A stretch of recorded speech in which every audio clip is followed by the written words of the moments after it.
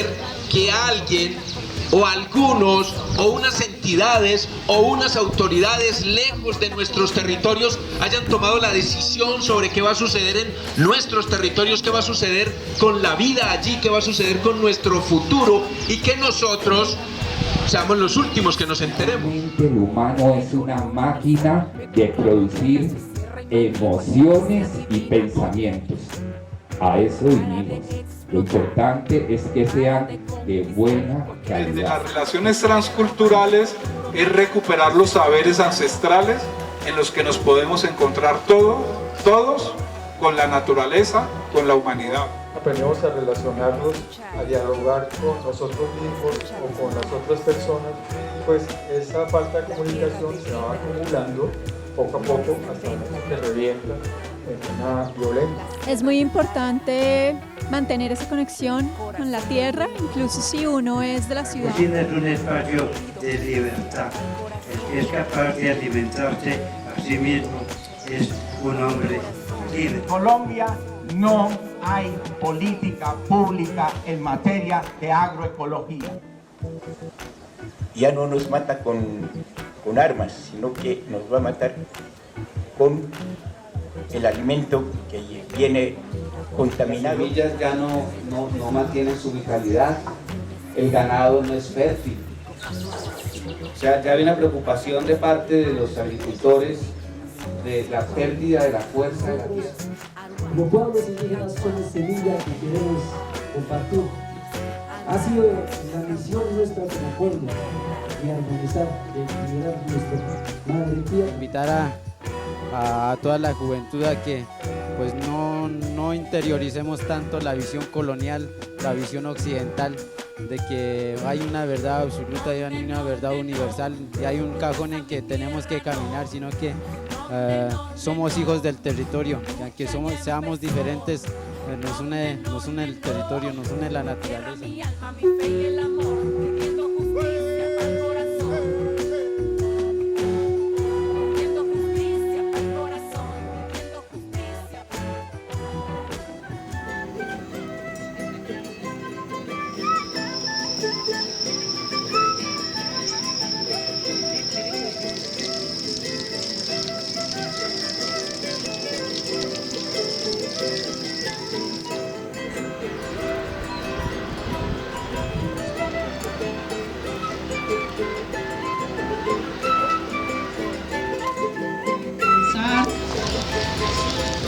A reflexionar cada uno en su yo personal que tenemos para nuestra madre. Volvamos juntos al fuego, ese que enciende en el centro, donde se encuentran los vientos, puro amor en movimiento.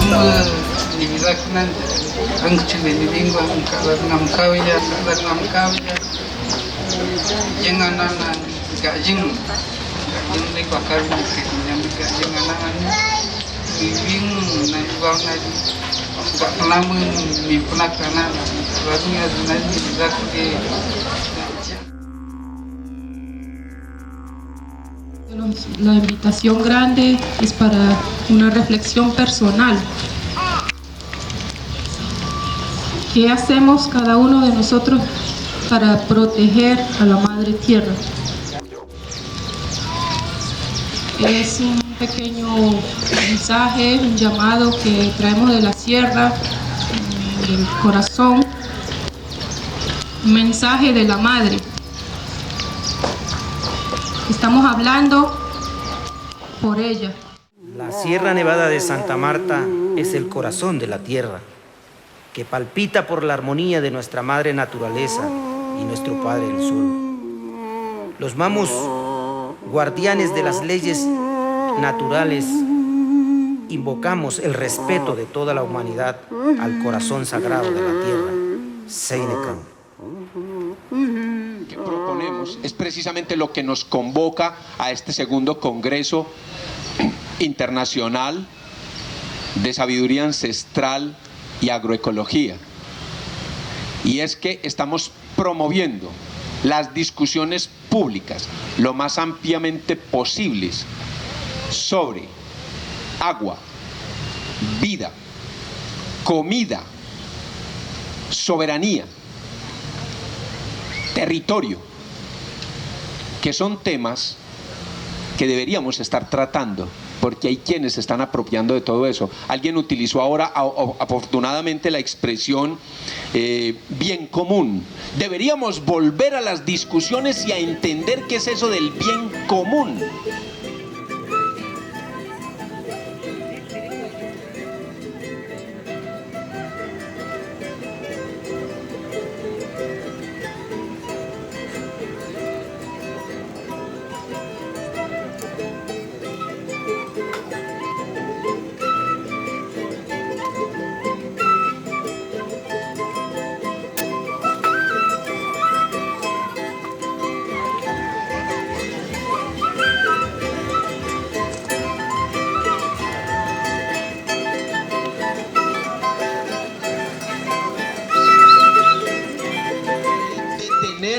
La locomotora consumista que está consumiendo al planeta, que está consumiendo a la vida y que nos está consumiendo a nosotros.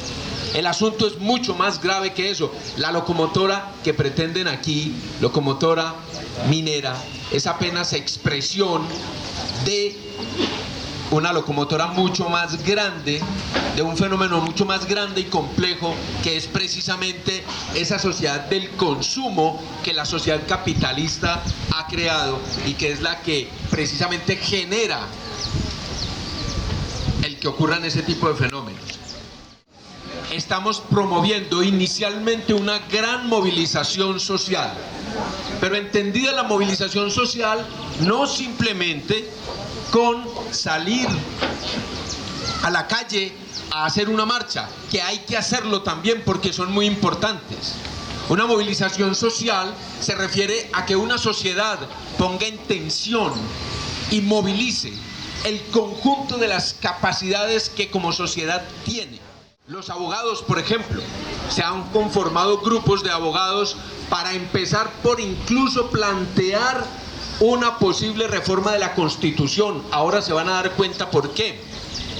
Plantear y denunciar como inconstitucional el Código Minero. Investigar uno a uno los contratos que se han dado. Cuestionar todos esos contratos en cuanto al procedimiento que se ha seguido para otorgarlos. Les pongo el caso del departamento del Quindío, que es un caso que se está repitiendo por todo el país. Cualquier día, hace más o menos 5 años, nos dimos cuenta, así de sorpresa, de que el 62% del área del departamento, el 62% estaba comprometido en proyectos de gran minería. Cuando logramos conseguirnos los mapas, nos hemos ido al gobernador a hablar con el tipo y el hombre se iba poniendo gris apenas vio ese mapa. El hombre no tenía ni idea de que eso estaba sucediendo en su territorio. Los alcaldes tampoco sabían, en la Corporación Autónoma Regional del Quindío tampoco estaban enterados, nadie sabía, ni las autoridades. Es algo que está sucediendo y que empezó a organizarse hace mucho rato. Mucho rato. Primero, en la reforma constitucional del 91 se elevó a la categoría de constitucionalidad lo que dice en el artículo 332, creo que es, de la Constitución Política, que establece que el subsuelo es propiedad del Estado. Y algunos se preguntarán, sí, ¿qué? ¿Eso siempre ha sido así? No. Hasta no hace mucho y en la mayor parte de la historia de nuestro país, el subsuelo ha sido propiedad de la nación. Y ustedes dirán, ¿cuál es la diferencia? Y mucho cuidado con eso. El mundo, la realidad, se construye con palabras, se construye con conceptos. Cuando hablamos de nación, cuando se utiliza la palabra nación, nos estamos refiriendo a la gente que habita un territorio, a las personas. La nacionalidad colombiana somos todas las personas que habitamos en un territorio que se llama Colombia. Y cuando decimos país, nos referimos a ese territorio, a la tierra, a eso que está circunscrito por los límites del país. Eso es el territorio, eso es el país. La nación somos nosotros, las personas que habitamos ese país. Pues resulta que, como les decía, a lo largo de la historia, el subsuelo siempre había sido de la nación, o sea, de todos nosotros. Con ese articulito que reformaron en la Constitución del 91, en el cual aparece que el subsuelo es propiedad del Estado, nos quitaron el subsuelo a todos nosotros. Porque cuando es propiedad del Estado, el gobierno, que es otra cosa distinta, adquiere la facultad de tomar decisiones sobre ese subsuelo sin consultarnos a nosotros. Cuando era de la nación, cuando era de nosotros, nos tenían que consultar o por lo menos informar de que se iba a hacer algo con ese subsuelo. Pero cuando es propiedad del Estado, entonces el gobierno, que es una cosa distinta, puede tomar autónomamente las decisiones sobre ese subsuelo. Ahora, quien es dueño de una propiedad solo es dueño de la superficie, solo de la superficie, no de lo que hay debajo. Y en el año 2001, cuando se organizó el Código Minero, aparece como en el artículo 13 la siguiente afirmación: declárase de utilidad pública y beneficio social la minería en todas sus ramas y en todas sus fases. ¿Se imaginan ustedes eso? La minería declarada de interés público y beneficio social. ¿Saben qué significa? Significa ni más ni menos que no nos podemos oponer a la minería, legalmente hablando. ¿Por qué? Porque en la Constitución dice que debe prevalecer el interés público sobre el interés privado. O sea, un privado no puede ir a anteponer sus intereses para tratar de evitar que se desarrolle la minería. Esos dos articulitos nos han convertido a quienes habitamos este territorio en prácticamente basura sobre el territorio, que sencillamente se puede hacer a los lados para entrarle a lo que hay debajo. Si alguno o alguna de ustedes tiene una propiedad y llega alguien a hacer prospección, ustedes no le pueden decir que no. No le pueden negar la entrada a su finca, legalmente hablando. Si se la niegan, esa persona, esa empresa, sencillamente se va a la alcaldía y en la alcaldía lo mandan acompañado de unos policías para que pueda entrar a hacer la prospección.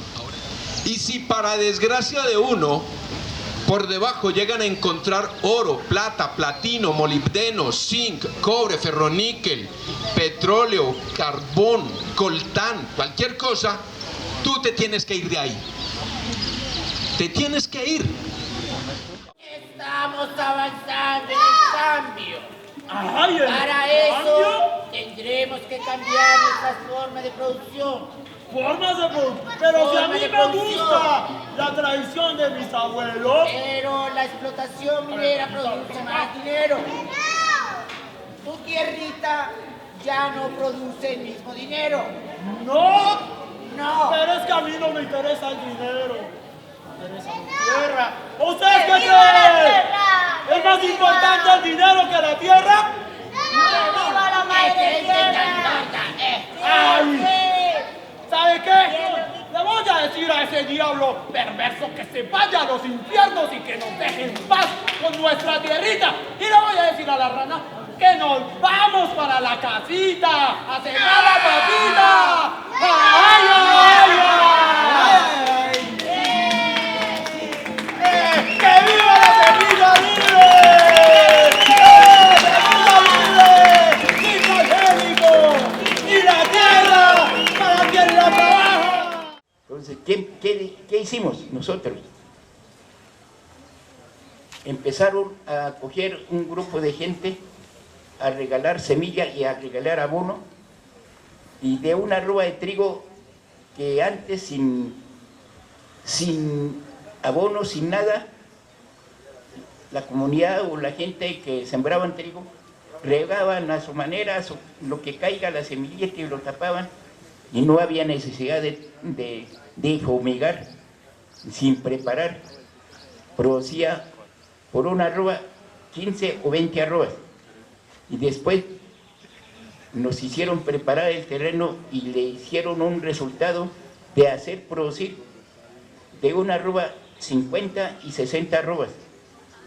Qué alegría para nosotros. Y empezamos a sembrar el trigo de variedad y nos olvidamos de sembrar nuestro trigo original. Cuando nuevamente quisimos sembrar el trigo de variedad, digo trigo original, no nos empezaron a producir, sino que ya como estaba envenenado el terreno, porque todo lo que teníamos que hacer, hasta fumigar la hierba para que crezca solamente el trigo, y así nos acabó la semilla. Hoy por hoy todo el municipio de Silvia, que son 8 resguardos, no están sembrando ni siquiera unos 20 arrobas en 8 resguardos. Las semillas ya no mantienen su vitalidad, el ganado no es fértil. Ya hay una preocupación de parte de los agricultores de la pérdida de la fuerza de la tierra. Pero hoy los que trabajamos en la agricultura nos damos cuenta que tenemos muchos problemas con la vitalidad. Pero entonces la vitalidad está en ese suelo. El suelo ha perdido su vitalidad. Está en esa semilla, no está en esa planta que está en un suelo desvitalizado. El animal que come esa planta desvitalizada. El ser humano que come esa semilla, esa planta desvitalizada. Y la vitalidad tiene que ver con dos aspectos. La vitalidad tiene que ver con la fuerza vital, lo que nosotros podemos ver, pero la vitalidad también tiene que ver con ese cuenco que tenemos que construir como cuerpo humano, como cuerpo físico, etérico, astral, para que eso espiritual pueda ser en nosotros. O sea, yo me tengo que volver un cuenco para que tanto las fuerzas de la naturaleza como las fuerzas superiores, de entidades espirituales superiores, puedan actuar a través de mí.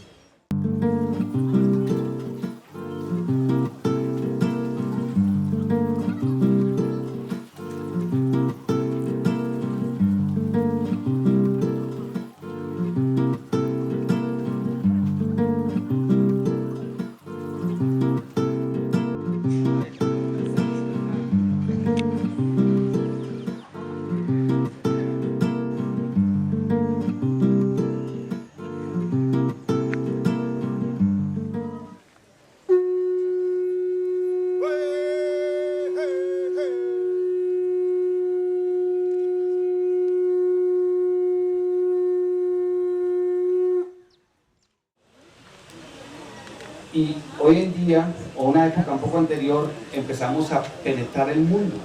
Ya no solamente tierra aquí, cielo, hombre, sino que empezamos a meterle la mano adentro de la tierra, a sacar su petróleo, sus riquezas, y todo empezó a ser más mecánico. El materialismo fue cogiendo más fuerza. Pero ¿qué pasa cuando el ser humano se vuelve materialista y aquello que era espiritual, aquello que cuando nosotros nacemos en este mundo tenemos como un todo, cosmos, tierra, se va perdiendo, se va olvidando? El materialismo se olvidó del espiritual. La antigüedad veía lo espiritual, se ven las fuerzas. Como la sabiduría ancestral nos muestra a nosotros que la información no está en los códigos materiales, sino que la información está en las fuerzas. Pero yo cómo llego a las fuerzas, yo cómo conozco esas cosas, yo cómo sé cuál es la fuerza del mamey. Cómo hay un conocimiento propio de los pueblos que se diferencia del conocimiento sistematizado que interpreta la aplicación de la relación con la naturaleza. Pero tenemos que salir de eso y pensarlo en la integralidad, relacionarnos, cuidar la semilla, cuidar los árboles, cuidar la naturaleza, cuidar el territorio.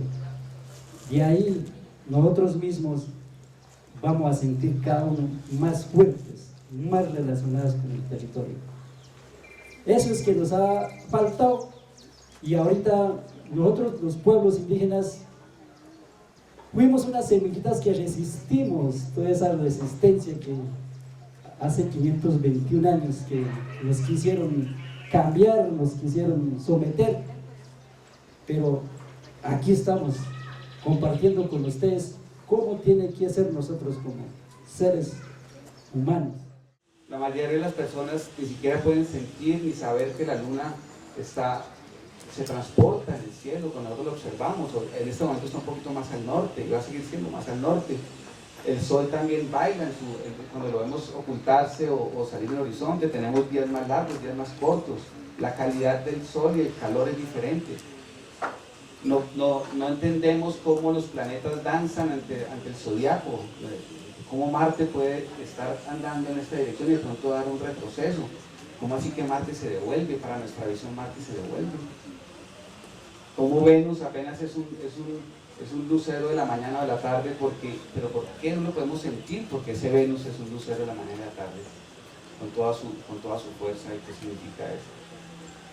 Igual que Mercurio. Entonces nos hemos aislado tanto y ya el mundo está virtual. Yo con esto que quiero llevarlos que la humanidad ha hecho un proceso muy fuerte de emanciparse, de desentenderse del mundo y del cosmos. Y eso, el mundo materialista ha sido aprovechado y se está volviendo un elemento muy dañino. Porque entonces hoy en día se miran las semillas como una mercancía, se miran los animales como una mercancía, son capaces de meter gallinas que tienen alas, tienen pico, tienen garras en cajones, de quitarle a los cerdos la posibilidad de osar, que las plantas no las manejamos con ese calor que tienen que germinar, con el calor que tienen que cosecharse para que la vitalidad se mantenga, sino que sembramos en cualquier momento y echamos sustancias para poder madurar o mantener. Entonces todo eso que fluida en esa integralidad, estamos aislados. Y ese aislamiento, ¿qué implica? Ese aislamiento nos ha llevado a una individualidad. Invitar a toda la juventud a que pues no interioricemos tanto la visión colonial, la visión occidental, de que hay una verdad absoluta y hay una verdad universal y hay un cajón en que tenemos que caminar, sino que somos hijos del territorio y aunque seamos diferentes, nos une el territorio, nos une la naturaleza. Entonces invitamos a que podamos hacer un rastreo a partir del territorio y podamos aprender mucho de la que es más inteligente, de la Pachamama.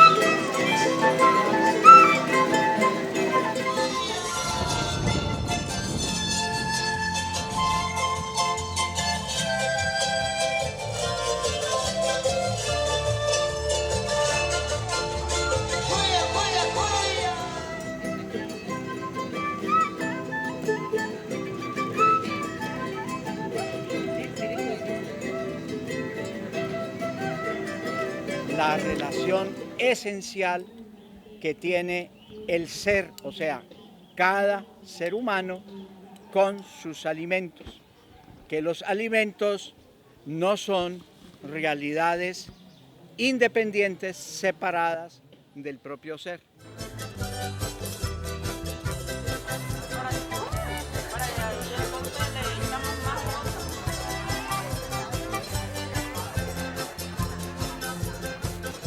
Entonces, hacemos énfasis en el papel que tiene no solamente la agricultura y sobre todo las agriculturas que llamamos alternativas, o sea, agriculturas que reconocen el suelo como un recurso viviente, ¿no? Que no aplican agrotóxicos, que no utilizan fertilizantes sintéticos y sobre todo que más que hacer están orientadas a no hacer. es decir, a tratar de limitar las intervenciones del hombre allí en el ambiente y a que la naturaleza trabaje sola, a aprender de ella.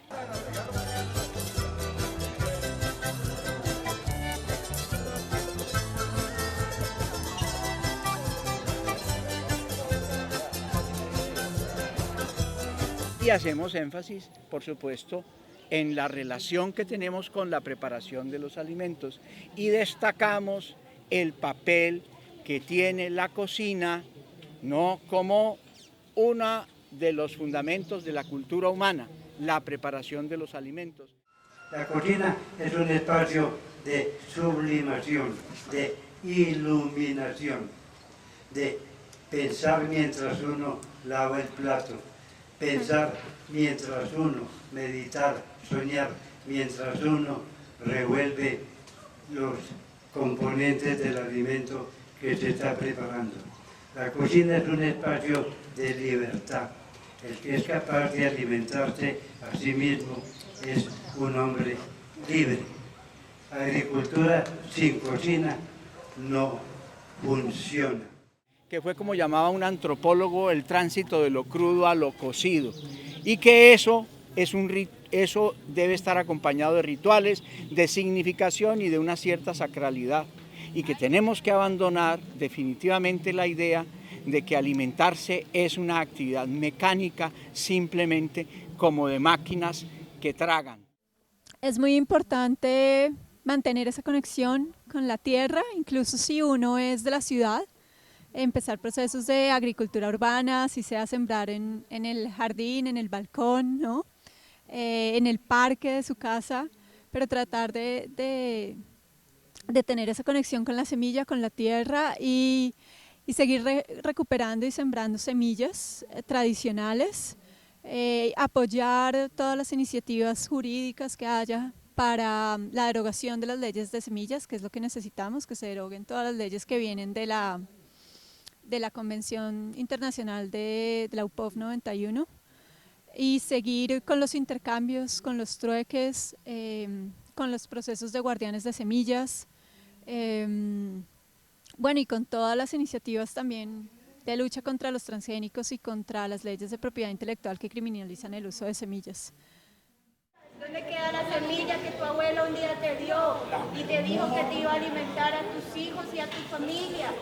Escúchenme eso, la memoria de mis abuelos. Además, estas semillitas son orgánicas, semillitas de vida, semillitas de libertad, que lo libera a usted, don Víctor, y a la tierra misma, de tanta esclavitud que hay, de tanta pobreza.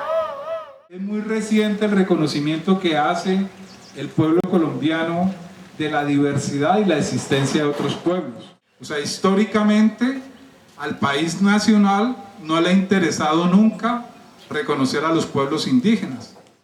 Entonces, ¿cómo se pueden establecer diálogos de saberes entre diversidades de distintos pueblos?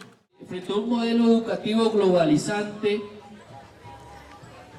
homogenizado, uniforme, nosotros presentamos una propuesta de educación pensada desde la madre tierra, pensada desde la convivencia armónica con los seres, con los espíritus, con la naturaleza, con los seres superiores y con los hermanos que nos encontramos dentro del territorio.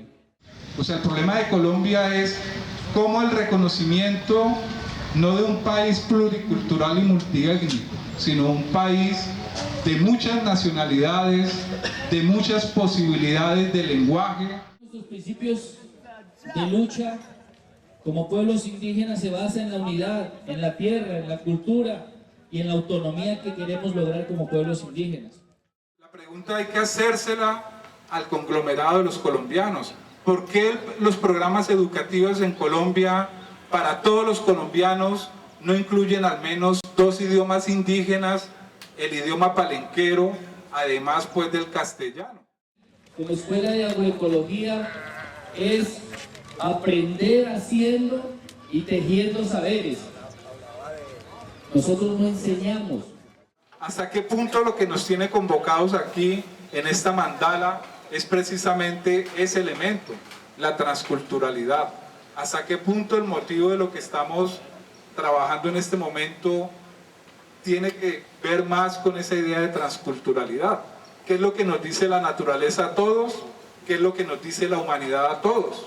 O sea, la representación de esta mandala como significación de la tierra, del maíz, del cultivo, de aquello que sostiene la palabra. Tristemente siempre esperamos que el desarrollo venga de afuera y la escuela dice no, tenemos que buscar un modelo de desarrollo que le diga a la gente cómo hacer para surgir desde lo que tenemos. Entendemos que la educación debe nacer o surgir a partir de la necesidad de los pueblos, ¿sí? Es compartir conocimientos, es aprender haciendo y tejiendo saberes como pueblos indígenas. El tejer, ¿sí? El tejer entre culturas.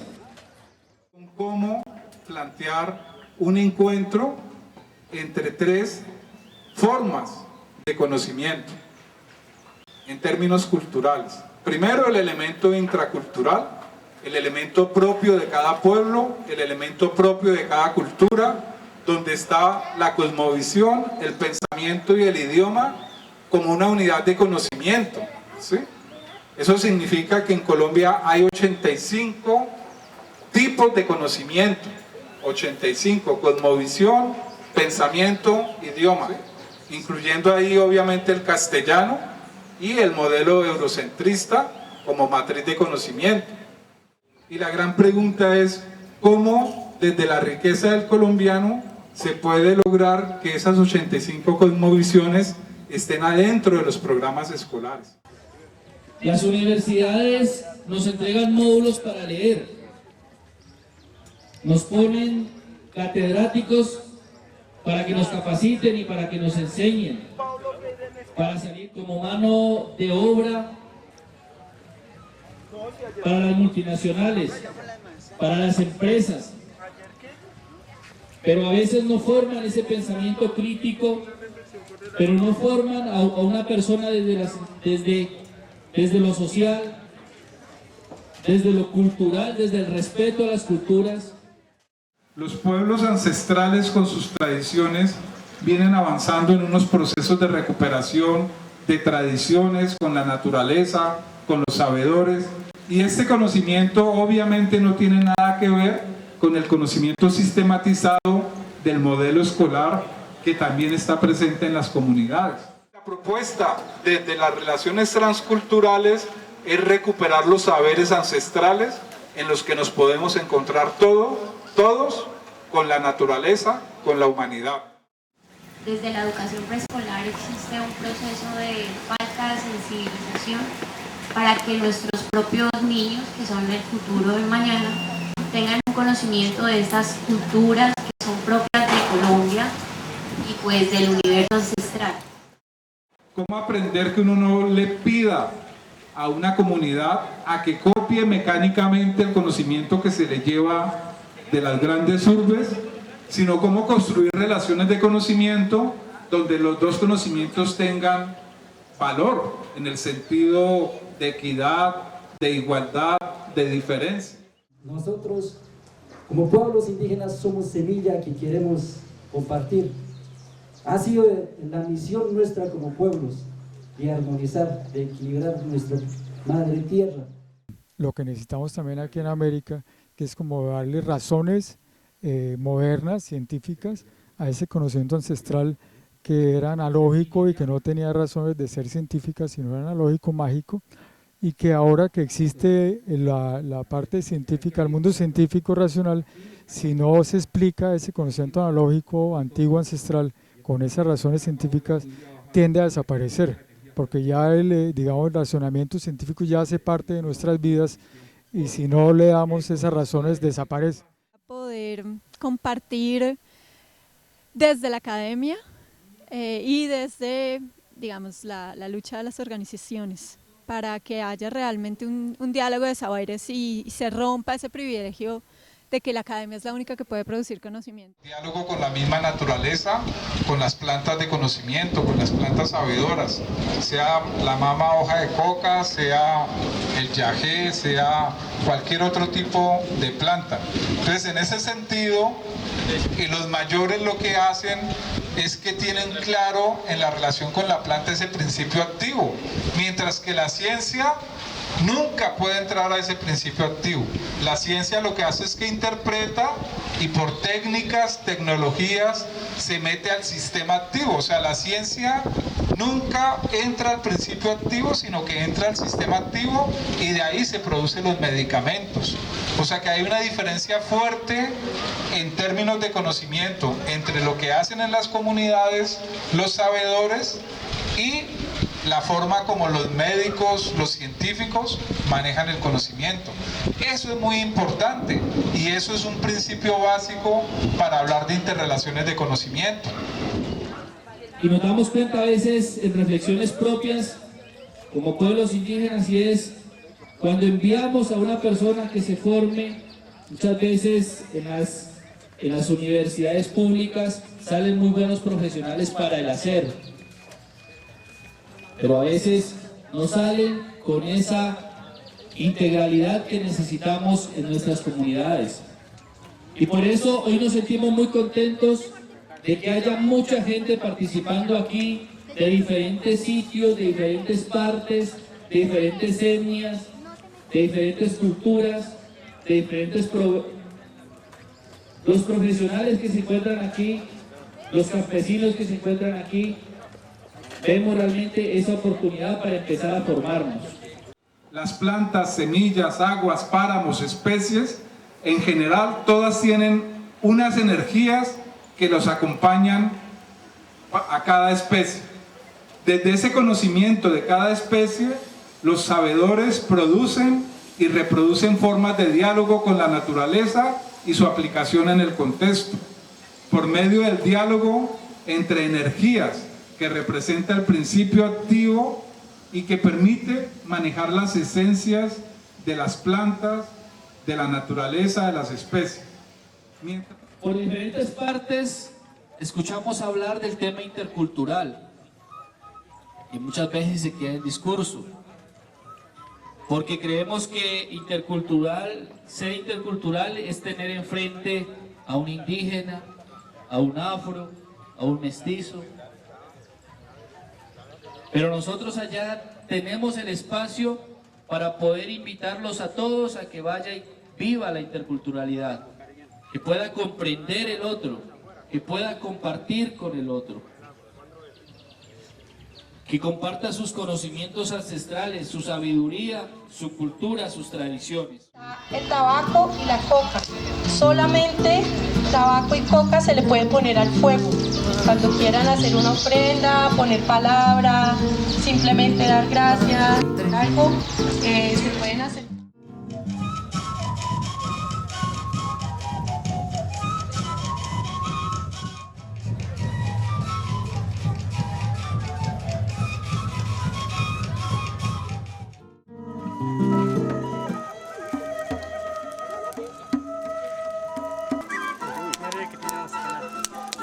Ahí está, ese es el humo.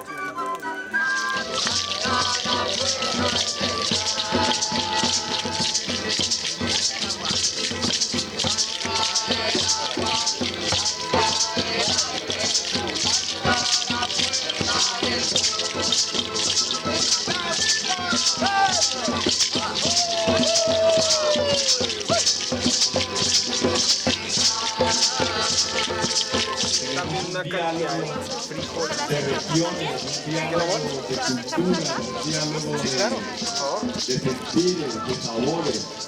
Veo muchas bolsitas, intercambios, realmente es algo bien bonito.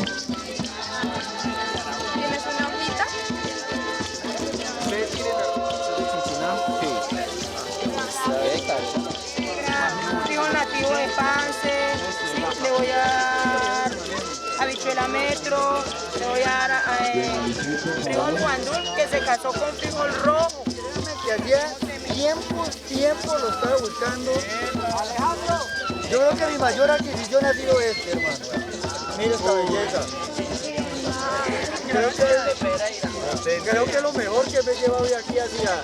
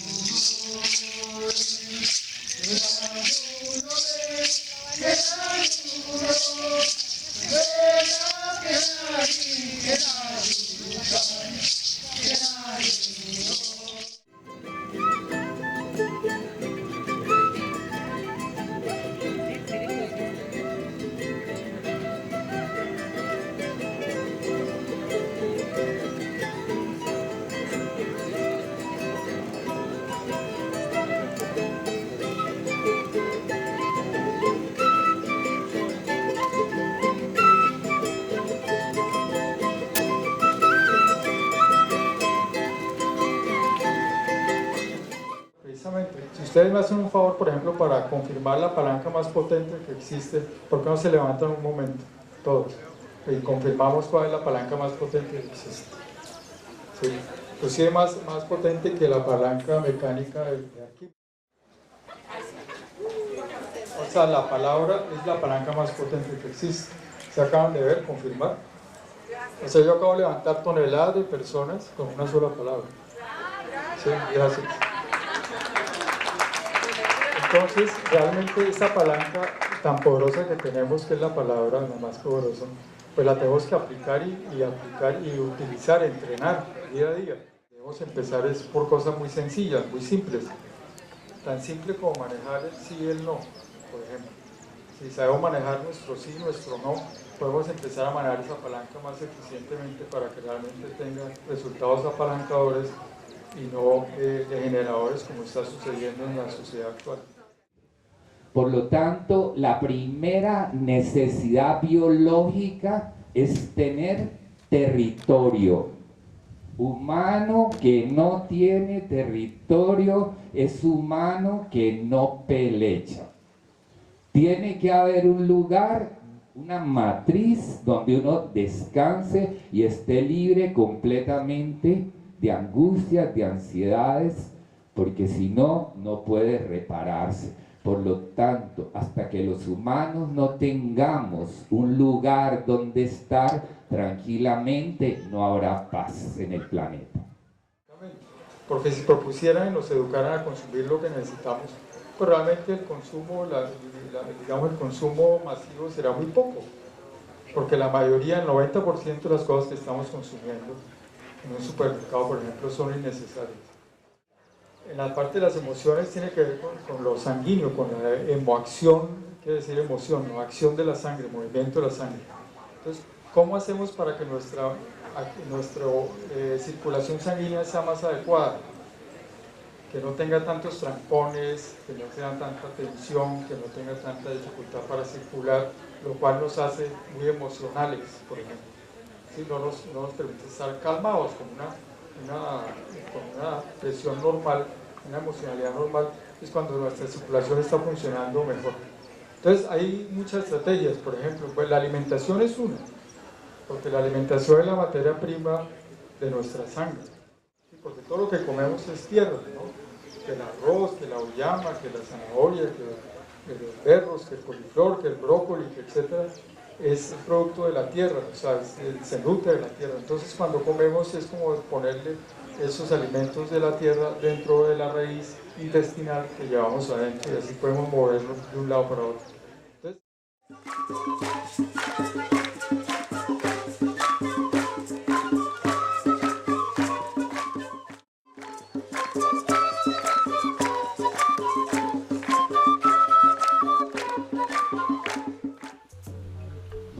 para los jóvenes, no comer de nada.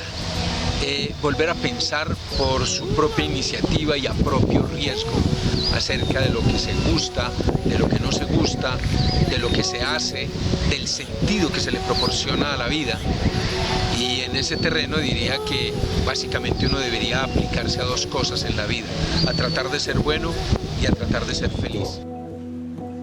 Lo importante es que encontremos la unidad en todo esto, que es lo esencial. Este compromiso de cada uno, de hoy en adelante, rastrearnos,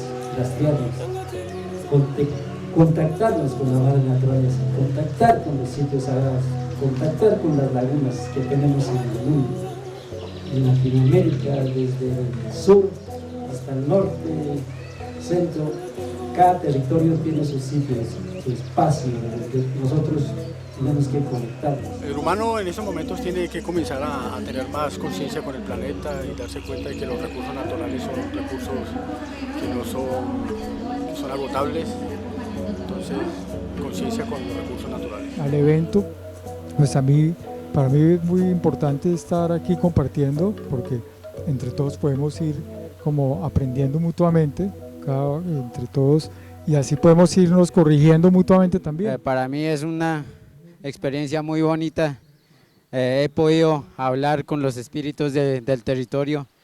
En efecto, he tenido el privilegio de soñar con los espíritus del territorio y de aquí este encuentro me llevo una gran experiencia. Este evento me ha parecido excelente porque reúne muchos saberes diferentes, tanto los saberes ancestrales, pero también saberes menos ancestrales, tratando primero de identificar los retos que tenemos actualmente en la defensa por la tierra, el territorio y las semillas, pero también nos lleva a tratar de buscar soluciones y formas de lucha conjuntas que nos permitan mantener todos esos saberes que poco a poco se han ido perdiendo. Y poder compartir lo que la semilla significa, que es vida, que es tradición, que es cultura, que es espiritualidad, que es soberanía alimentaria, que es lucha, que es esperanza, que es resistencia. Por supuesto que estos encuentros son importantísimos para poder generar una reflexión colectiva en torno a temas que son de trascendencia no solamente para la vida individual, sino para la vida colectiva. Felicitar, agradecer que estos eventos se den, porque son eventos de comunión, eventos de creación colectiva, eventos de amor, de espiritualidad, eventos de transformación del mundo. Yang